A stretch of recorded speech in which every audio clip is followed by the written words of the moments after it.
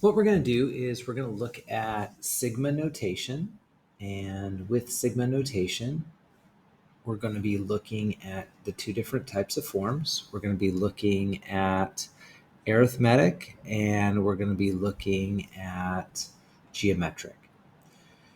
So with each one of these, what we're going to do is we're going to use the Greek letter sigma.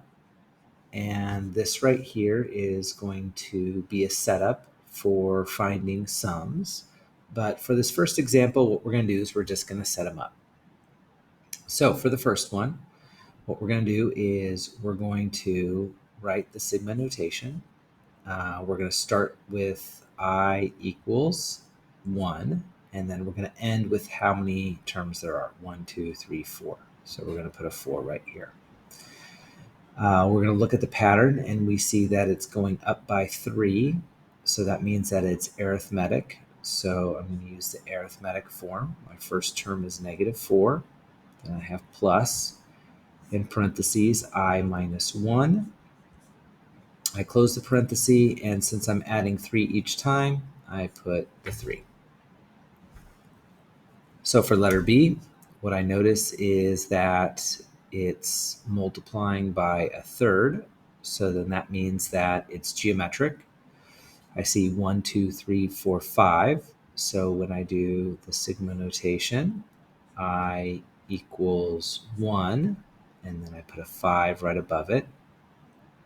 I'm going to put 81 as my first number. My common ratio is 1/3, and then it's to the I minus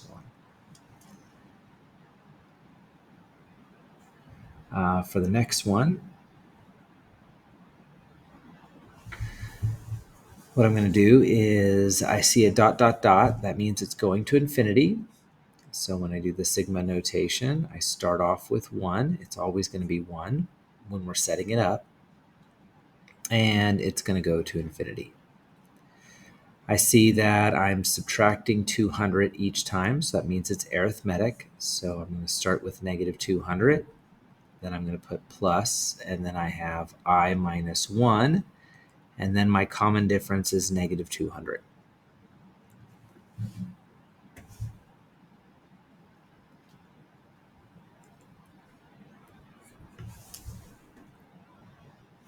Let's look at 3 more. So with this one right here, once again, I see the dot, dot, dot. So it tells me it goes to infinity. So I have I equals 1. It goes to infinity. I see that I'm dividing by 2. So I have -16 as my first term. And then I have 1/2, and then to the I minus 1. For the next one, once again, dot, dot, dot. That tells me I'm going to infinity. So I equals 1. And then I'm subtracting 5 each time. So that means it's arithmetic. -1 plus, and then I have I minus 1, and then I have -5. And then for my last one, I see that I have 3 terms. So when I do sigma notation, I'm starting with 1.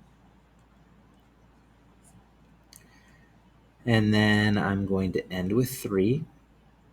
I see that it's dividing by 3 each time. So I start with a 6. I have 1/3. And then I have I minus 1. So that's writing sigma notation. And now what I'm going to do is I'm going to find the sum.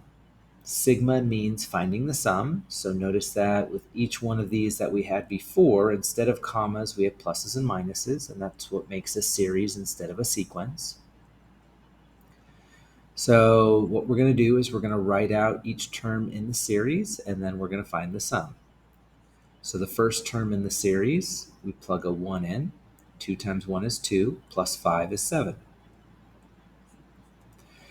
Then I'm going to plug in a 2, because after 1 is 2.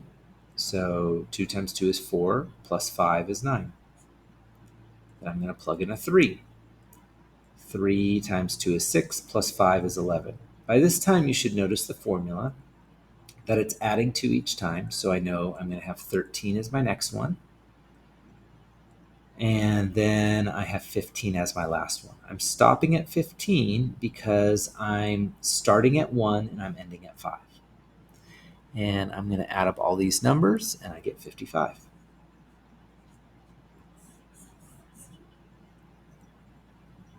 For letter B, I'm going to do the same thing. First thing I'm going to do is I'm going to make a series.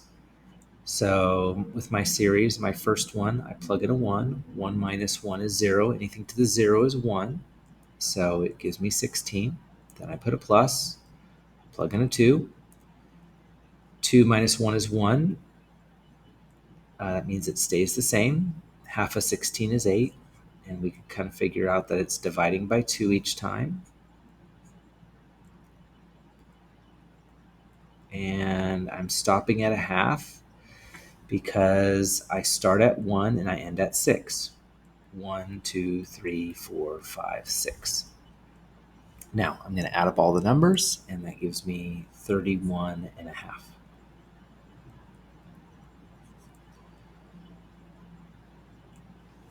Now for letter C, this time I'm not starting at 1, I'm starting at 2. So I plug in a 2. So when I plug in a 2, 5 squared is 25. That would be 25 over 125, which of course is 1/5. Then I plug in a 3. That would be 125 over 125, which of course is 1. And we can see that it's multiplying by 5, so we know that our next term is 5. Notice that I don't have 4 terms because I'm starting at 2, I'm ending at 4. 2, 3, 4. So when I add it up, I get 6 and 1/5.